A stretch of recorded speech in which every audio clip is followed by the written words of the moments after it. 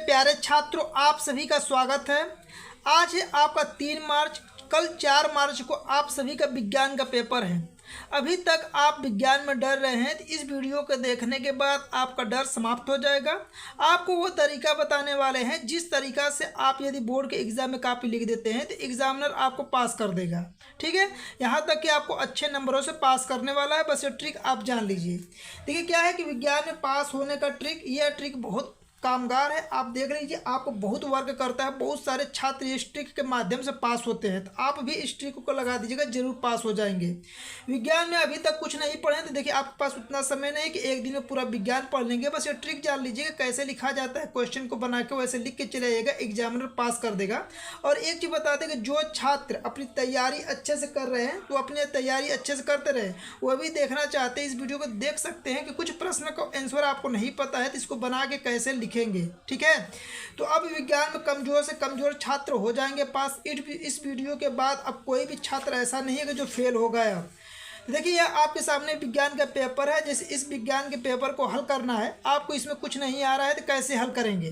तो पहले आप सभी को बता दें कि पहले आपको लॉन्ग क्वेश्चन का आंसर लिखना बताएंगे। इसलिए कि आपको लॉन्ग क्वेश्चन का आंसर लिखना आना चाहिए कि लॉन्ग क्वेश्चन को ही आंसर बना के कैसे लिखा जाता है। तो यहाँ पे आप देख सकते हैं कि ये पेपर है। चलिए हम सीधे लॉन्ग क्वेश्चन पे आपको लेकर चलते हैं और लॉन्ग क्वेश्चन को हल करने का तरीका आपको बताते हैं कि कैसे आप लॉन्ग क्वेश्चन का आंसर लिखेंगे। तो देखिए ये कॉपी है, इस कॉपी पे आपको लिख के समझाएंगे। सबसे पहले आप यहाँ पे लिखिए खंड ब। खूब बढ़िया से जितना सुंदर राइटिंग में लिख सकते हैं उतना सुंदर राइटिंग में लिख दीजिए खंड ब। ठीक है, फिर लिखिएगा वर्णात्मक प्रश्न। वर्णात्मक प्रश्न जितना सुंदर बना के लिखेंगे उतने अच्छे नंबर मिलेगा। फिर देखिए उपभाग फर्स्ट, यहाँ पे लिख दीजिए उपभाग फर्स्ट। उपभाग फर्स्ट, ठीक है। अब देखिए कौन सा प्रश्न है, प्रश्नोत्तर संख्या 1 है। देखिए इस प्रकार के प्रश्न को कैसे करेंगे, पर लिखिए प्रश्नोत्तर संख्या 1। ठीक है, इस तरह आप चिन्ह खींच लीजिएगा। ठीक है, अब देखिए आपको प्रश्न से ही आंसर लिखने का तरीका बता रहे हैं। किरण आरेख का उपयोग करके अवतल दर्पण द्वारा बने प्रतिबिंब की स्थिति में प्रकृति लिखिए। आपको सवाल दिया वक्रता केंद्र फोकस के बीच हो तब, ध्रुव और फोकस के बीच हो तब आपको किरण आरेख बनाना है। तो चलिए देखिए कैसे बनाएंगे। पहले नंबर पे तो यहाँ पे लिख लीजिएगा आपकी कौन सा दर्पण है, अवतल दर्पण। तो यहाँ लिख लीजिए अवतल दर्पण में बनाना है, अवतल दर्पण। अवतल दर्पण हो गया। यहाँ पे ए वाला है आपका जो सवाल है, पहले उसी को उतारिए, कुछ तो लिखेंगे कम से कम। देखिए यहाँ क्या है, वक्रता केंद्र और फोकस के बीच है। तो यहाँ पे लिखिए वक्रता केंद्र। यहाँ पे देखिए वक्रता केंद्र, केंद्र और फोकस के बीच, और फोकस के बीच। ठीक है, इस तरह होगा। देखिए कैसे आपको प्रतिबिंब बनाना। अब यहाँ पे आ जाइए। सबसे पहले आप दर्पण खींचिएगा। देखिए दर्पण कैसे खींचा जाता है, इस प्रकार से दर्पण खींचा जाता है। कम से कम दर्पण तो अब इतना दिन 10 का पेपर देने जा रहे हैं तो दर्पण तो जान ही रहे होंगे कि अवतल दर्पण ऐसे बनता है। यहाँ से क्या कीजिएगा कि मुख्य मतलब एक लाइन ऐसे स्केल से खींच लीजिएगा, सीधे सीधे खींच लेंगे। यहाँ पे देखिए एक बिंदु यहाँ पे लीजिएगा, एक बिंदु यहाँ पे लीजिएगा। नाम पता हो तो लिखिएगा, नहीं पता है तो पहले वक्रता केंद्र लिखा है तो यहाँ पे वक्रता केंद्र इसको लिख लीजिए। चलिए हिंदी में लिख दीजिएगा। पता होगा सिंबल तो सिंबल दिखा दीजिएगा सी, और नहीं पता होगा तो इस तरह लिख दीजिएगा वक्रता केंद्र। और ये क्या है आपका फोकस है, फोकस। और सिंबल के तौर पे दिखाना होगा तो सी दिखा सकते हैं और दिखा सकते हैं। यदि नहीं पता है तो उन सभी छात्रों के लिए बता रहे हैं। देखिए इसके बीच में एक वस्तु को रखा गया है। देखिए ऐसे वस्तु रख लीजिएगा। और देखिए आपको क्या करना है, यहाँ से एक प्रकाश की किरण ऐसे गुजारिएगा और मुख्य फोकस से होते हुए आप ऐसे गुजार दीजिएगा, ऐसे। ठीक है, अब दूसरा प्रकाश किरण ऐसे गुजारिएगा। देखिए इसी से गुजारिएगा, ऐसे गुजारिएगा। और इसको इस मतलब देखिए स्केल से खींचिएगा, थोड़ा सा टेढ़ हो गया, थोड़ा सा स्केल से खींचिएगा ऐसे। तो देखिए यहाँ पे जो एक दूसरे को प्रतिच्छेद करेगा, यहीं पे क्या बनेगा, इसका प्रतिबिंब बनेगा। देखिए यहाँ पे थोड़ा सा हम खींचे, हाथ से खींच रहे हैं ना, आप लोग स्केल से खींचिएगा एकदम सही बनेगा। तो यहाँ पे इसका क्या बन जाएगा, प्रतिबिंब बन जाएगा। तो इतना आप बना देंगे तो आपके इस पर तुरंत आपको एग्जामिनर नंबर दे देगा। ठीक है, देखिए इसको सीधा सही बना लीजिएगा।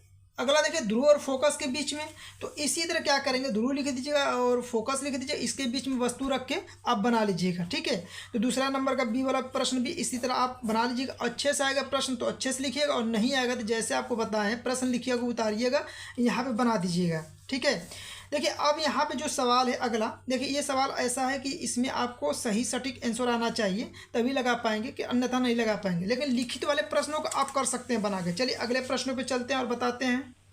देखिए 7वां नंबर का प्रश्न है। इस प्रश्न को लिखना रहेगा तो कैसे लिखेंगे, 7 नंबर का है। ठीक है, देखिए यहाँ बताते हैं आपको, ध्यान दीजिएगा। चलिए कापी पे आप लिख लेंगे, आप तो लिखने का तरीका पता चल गया, या लिख के बता देते हैं। चलिए लिख के बता देते हैं। यहाँ पे लिखिएगा प्रश्नोत्तर संख्या 7, प्रश्नोत्तर संख्या 7। और देखिए 6 नंबर का, 1 2 3 4 5 6 नंबर का है। देखिए कैसे लिखेंगे इसको। पहला प्रश्न यहाँ उतारिए और देखिए बहुत सटीक बताएंगे इसका आंसर आपको। देखिए प्रश्नोत्तर के साथ ए वाला है, लिखिए sodium sulphate, sodium sulphate plus दिया है आपको बेरियम,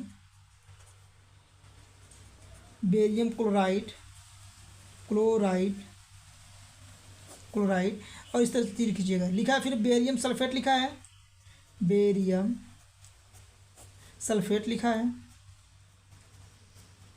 सल्फेट, लिखा है। और यहाँ पे देखिए डॉट डॉट डॉट करके दिया है इस तरह। ठीक है, तो यहाँ पे आपको भरना है, क्या भरेंगे। तो देखिए आपको यहाँ पे ट्रिक समझिए।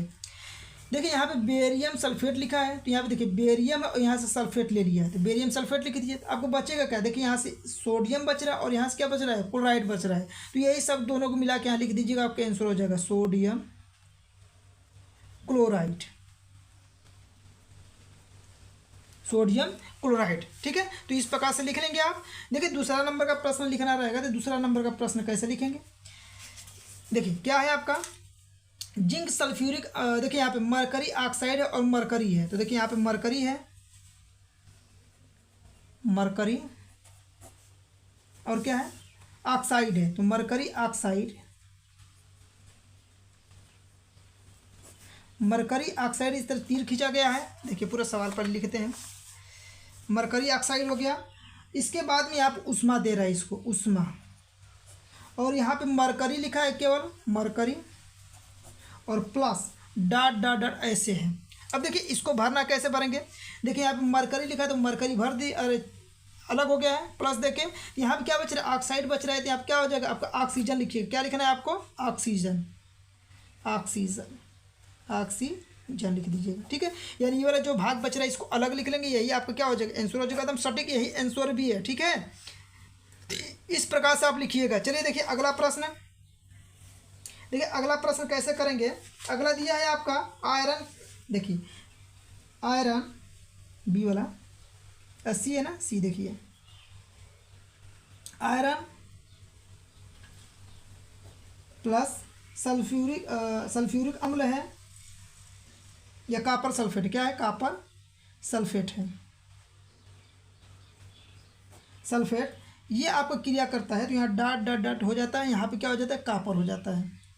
और यहाँ पे देखिए भरना है तो क्या भरेंगे आप, तो देखिए ध्यान दीजिए यहाँ पे कॉपर को अलग कर दिया तो क्या बचेगा आपको, यहाँ से आयरन बच रहा है, यहाँ से सल्फेट बच रहा है, तो दोनों को साथ में लिख दीजिए आयरन, आयरन सल्फेट। काफ़ी भी खूब अच्छे से लिखिएगा, हम यहाँ समझा रहे हैं तो इस प्रकार से लिख रहे हैं। देखिए इसके आगे आपको जितने भी प्रश्न है इसी प्रकार से बना बना के लिख दीजिएगा। देखिए कैसे लिखेंगे आपको दिखा देते हैं प्रश्न। देखिए यहाँ पे ध्यान दीजिएगा, जैसे यहाँ पे प्रश्न है आपका कैल्शियम कार्बोनेट, देखिए कैल्शियम ऑक्साइड अलग हो गया है, तो यहाँ से क्या बचेगा आपका कैल्शियम ऑक्साइड अलग हो गया है, तो यहाँ क्या बचेगा आपको कार्बन डाइऑक्साइड अलग हो जाएगा। ठीक है, जिंक सिल्वर नाइट्रेट है, जिंक नाइट्रेट अलग हुआ, देखिए जिंक नाइट्रेट अलग है तो आपको क्या बचेगा सिल्वर बचेगा। तो देखिए इसी में से आपको यहाँ पे लिख देना है। समझ में आ गया ना, तो इस प्रकार से इसका आंसर लिख सकते हैं बनाकर, और सटीक आंसर बता रहे हैं इसी प्रकार से आप लिखिएगा। एग्जामिनर एकदम फेल नहीं करेगा, आपको खुश होकर नंबर देके पास कर देगा और अच्छे नंबरों से पास करेगा। ठीक है, देखिए अथवा में मान लीजिए कि जब ये सवाल आप कर लेंगे तो इस सवाल को छोड़ देंगे, लेकिन इसमें भी आपको लिखना रहेगा। मान लीजिए ये सवाल नहीं आता, अब इस सवाल में बना के लिखना है, तब भी लिख सकते हैं जैसे बताए हैं आपको। ठीक है, देखिए यहाँ उपभाग 3 के भी कुछ प्रश्न बता देते। देखिए आपको उपभाग फर्स्ट के भी बताया, उपभाग सेकेंड के भी बता दिए, उपभाग 3 का देख लीजिए। उपभाग 3 का लिखना रहेगा तो कैसे लिखेंगे, जैसे जीव विज्ञान के प्रश्न रहते हैं उपभाग 3 में, उपभाग 3 इसमें देखिए बना के कैसे लिखेंगे, यहाँ पे ध्यान दीजिए। यहाँ पे लिखा है ए ऑक्सी तथा अनाक्सी श्वसन में 2 अंतर लिखिए। जैसे इसके बारे में कुछ नहीं आ रहा तो कैसे लिखेंगे, तो पहले नंबर पे तो प्रश्नोत्तर संख्या खूब अच्छे से लिखिएगा। लिखिएगा प्रश्नोत्तर संख्या, प्रश्नोत्तर संख्या 8 का क्या है आपका ए है, 8 का ए हो जाएगा। ठीक है, 8 का ए हो गया। यहाँ पे लिखना आक्सी अनाक्सी, तो देखिए पहले यहाँ पे हेडिंग बनाई आक्सी शोषण, आक्सी शोषण। देखिए कैसे लिखेंगे आक्सी शोषण के बारे में। देखिए यहाँ पे आपको लिखना है कैसे, देखिए ध्यान दीजिएगा, जैसे बता उसी तरह। देखिए आक्सी शोषण मतलब शोषण लेना, आक्सी मतलब ऑक्सीजन की उपस्थिति में शोषण लेना। जब यहाँ पे लिखिए जब मनुष्य ऑक्सीजन, देखिए ऑक्सी मतलब ऑक्सीजन लिखिएगा, ऑक्सीजन की उपस्थिति में, ऑक्सीजन की उपस्थिति में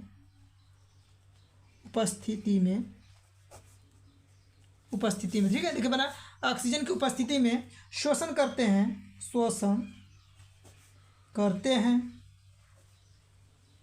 तो उसे ऑक्सी शोषण कहते हैं, ऑक्सी शोषण कहते हैं।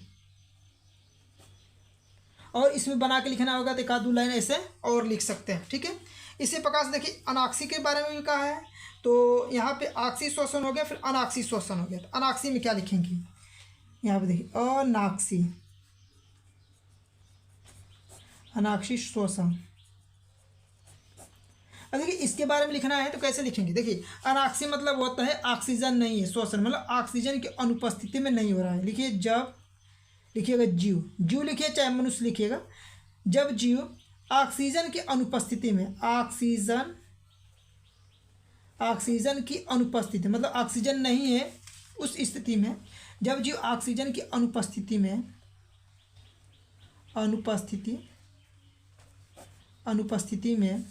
जब जीव ऑक्सीजन की अनुपस्थिति में शोषण करता है,